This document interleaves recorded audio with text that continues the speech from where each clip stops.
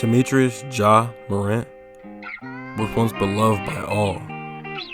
He was a high-flying kid with a story that inspired so many to bet on themselves and push to be the greatest. Morant showed people all across America that being underrated out of high school doesn't have to be a death sentence to your career. He was selected second overall in the NBA draft and never looked back. Morant took the league by storm and became one of the young faces of the NBA. He looked primed to be a star in the NBA for years to come, but a few missteps found him suspended, having to prove himself to the world all over again. Ja made his return last night, and he proved exactly what I thought, that he's a superstar, capable of leading a team to a title one day. But the question for today's video is, how do we get here? And what does he have to do to prove this to the rest of the world all over again?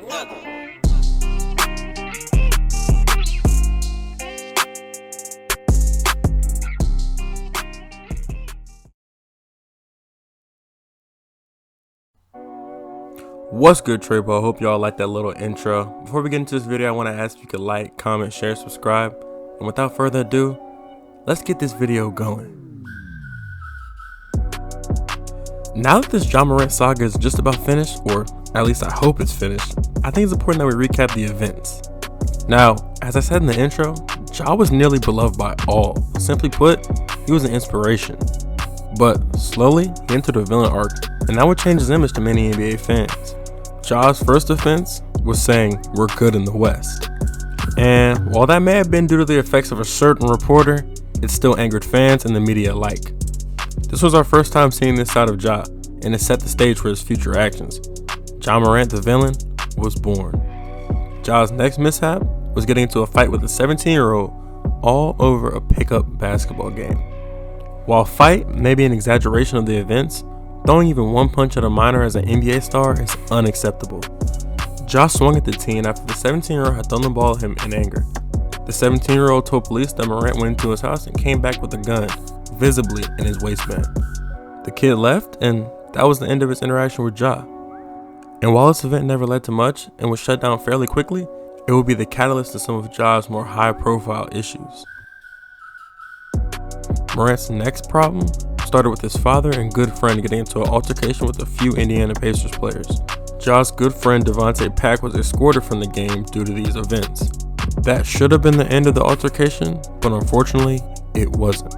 Following the Grizzlies' 112-100 victory, Ja Morant aggressively confronted members of the Pacers organization near the team's bus. Later that night, someone in a slow-moving SUV, which Morant was riding in, pointed a red laser into the Pacers team bus. Certain Pacers staffers would speak out and attest that it was 100% a gun, but somehow Morant was again let off with a warning.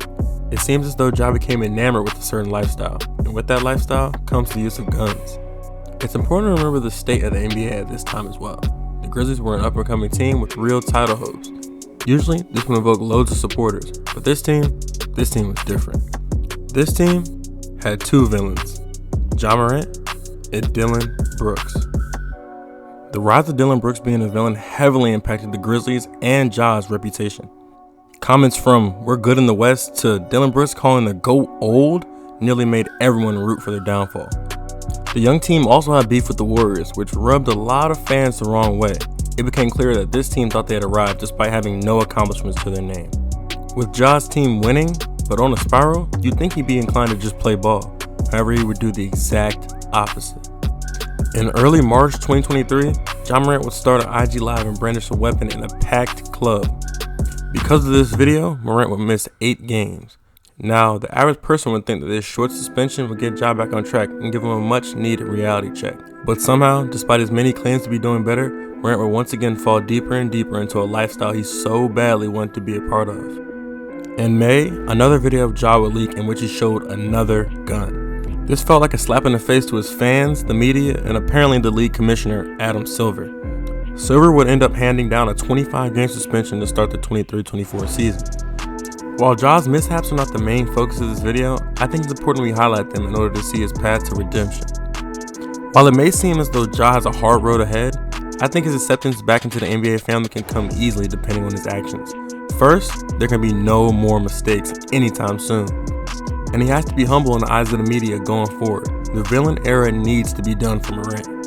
Second, and probably most easy for Ja, he will need to remain the same high-flying, exciting player that gained him so much admiration to begin with.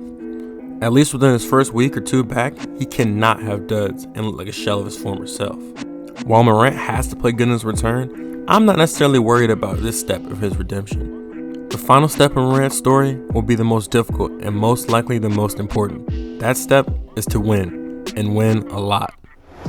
Let's face it, winning can fix just about any problem in sports, and if Ja can win consistently, people will slowly forget about his past missteps.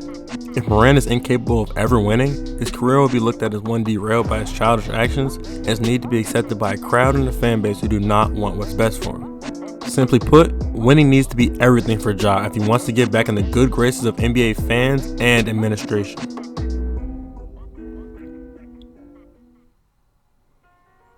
One thing I think is important to consider when talking about this entire situation is that not all the blame is to put on Ja. At the time of these mistakes, he was just 23, and while that's old enough to know not to play with guns, there still should have been someone in his corner to get him straight. His friends continuously put him on camera knowing he was already in hot water, and his own father caused commotion several times during Ja's downfall. There was also an incident involving his mother and a Finish Line employee that landed his name back in the news for the wrong reasons.